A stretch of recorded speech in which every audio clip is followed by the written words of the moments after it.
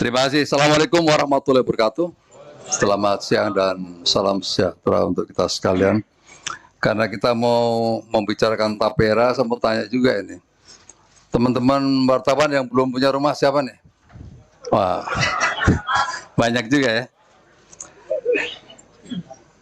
Teman-teman sekalian, pemerintah memahami kekhawatiran dan kegelisahan masyarakat Indonesia tentang program Tapera ini. Bahkan kita juga tahu ada yang marah dan seterusnya. Pertanyaannya kenapa sih itu bisa terjadi? Karena memang belum dijalankan sosialisasi yang masif sehingga ada miss pemahaman, ada pertanyaan-pertanyaan yang perlu untuk memberikan penjelasan lebih konkret. Untuk itulah maka semua stakeholders saya undang di sini dalam rangka memberikan jawaban. Teman-teman media mewakili masyarakat, nanti silahkan bertanya. Bertanya apa saja. Agar nanti masyarakat bisa memahami apa sih yang dimaksud dengan tapera itu. Berikutnya, saya ingin jelaskan bahwa pemerintahan Bapak Joko Widodo ini mulai awal bekerja telah menjalankan reformasi di sektor namanya sistem jaminan kesejahteraan sosial. Banyak yang ditangani, apakah itu BPJS Kesehatan, BPJS Ketenagakerjaan, apakah itu berkaitan dengan KIP, PKH, dan juga ada program LFPP. Mungkin teman-teman banyak yang nggak tahu itu apa yang dimaksud LFPP. Nanti dari Pak Dirjen Kementerian PUPR akan menjelaskan. Apa sih tujuannya? Semuanya itulah Presiden, pemerintah ingin menunjukkan kehadiran pemerintah dalam semua situasi yang dihadapi oleh masyarakatnya. Khususnya persoalan-persoalan berkaitan dengan sandang, pangan, dan papan. Nah ini Tapera ini berkaitan dengan papan ini. Tuh. Dan itu tugas konstitusi karena ada undang-undangnya. Undang-undang yang harus dijalankan oleh seorang presiden. Saya ingin tunjukkan undang-undangnya. Dasar Hukum Undang-Undang Nomor 1 Tahun 2011 tentang Perumahan dan Kawasan Pemukiman, serta Undang-Undang Nomor 4 Tahun 2016 tentang Tabungan Perumahan Rakyat atau Tapera ini diatur oleh undang-undang.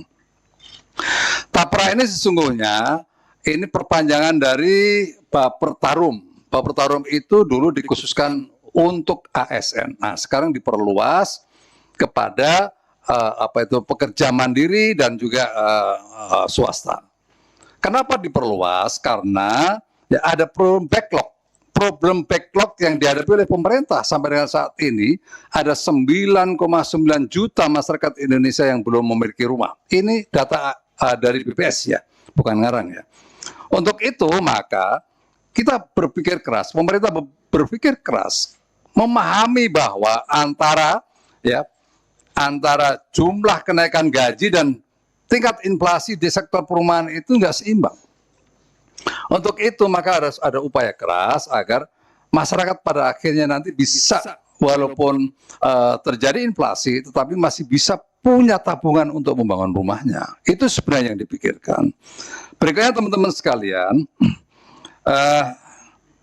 caranya dengan skema yang melibatkan pemberi kerja, dalam hal ini juga pemerintah untuk PNS, jadi yang 0,5% untuk ASN itu oleh pemerintah. Berikutnya yang 0,5% untuk pekerja mandiri dan swasta pekerja swasta atau yang bekerja di orang lain, itu yang pemberi kerja yang akan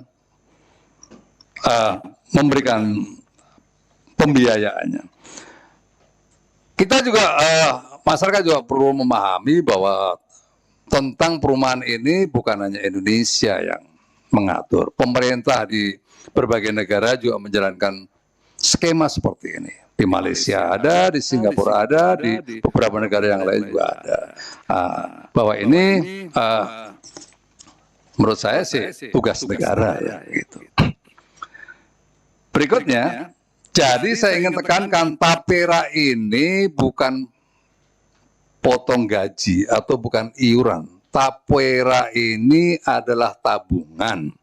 Di dalam undang-undang memang mewajibkan, ya mewajibkan. Ada undang-undang yang mengatakan mewajibkan. Tetapi bentuknya nanti bagi mereka yang sudah punya rumah bagaimana? Apakah harus membangun rumah? Nah, tadi kita diskusi di dalam. Nanti pada ujungnya kalau pada usia pensiun selesai itu bisa ditarik dalam bentuk uang yang fresh dengan apa pemupukan yang terjadi. Pemupukannya seperti apa nanti silakan bertanya. Ya. Itu. Berikutnya. Teman-teman sekalian,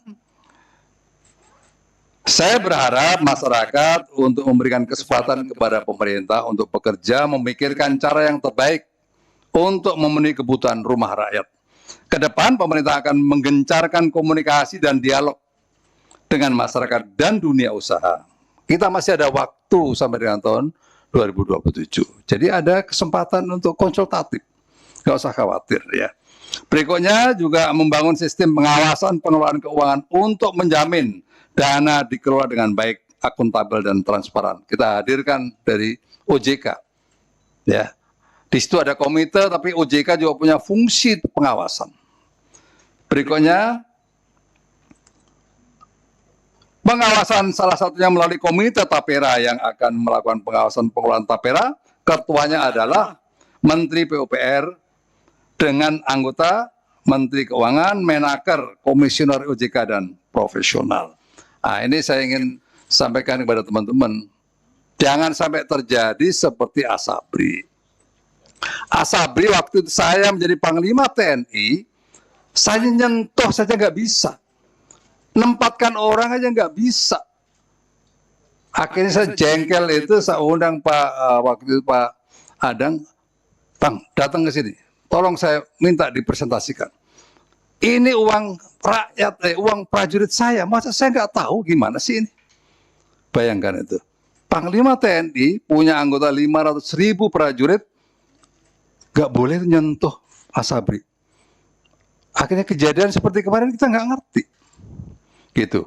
Nah ini dengan dibentuknya komite ini saya yakin nanti akan pengelolaannya akan lebih transparan, akuntabel, nggak bisa macam-macam, ya karena semua bentuk-bentuk investasi yang akan dijalankan akan pasti akan dikontrol dengan baik, minimum oleh para komite dan secara umum oleh OJK. Demikian teman-teman sekalian, ya saya silakan nanti untuk bisa bertanya seluas-luasnya. Ada hal yang menarik ya. Ada yang menarik kami temukan dalam Google Trend yang menunjukkan pencarian isu tentang tapera oleh masyarakat. Hingga Kamis malam, pencarian terkait tapera didominasi oleh keingintahuan masyarakat tentang apa itu tapera dan cara kerjanya. Sementara pagi ini, pencarian informasi didominasi oleh pencarian mengenai situs tapera terkait kepesertaan. Banyak yang ingin melihat apakah mereka sudah menjadi peserta.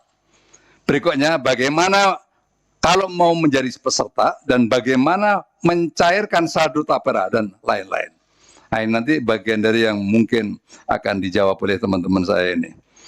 Jadi kesimpulan dari pengamatan selama beberapa hari terakhir, keingintahuan masyarakat terhadap tapera dan manfaatnya cukup tinggi. Nah, ini cukup tinggi. Untuk itu kehadiran teman-teman sekalian di sini saya berterima kasih, alhamdulillah, ya karena nanti bisa memberikan informasi yang lebih jauh lagi, lebih dalam lagi pada masyarakat Indonesia. Saya persilakan untuk bertanya dari nanti diatur oleh Mbak dulu. Terima kasih.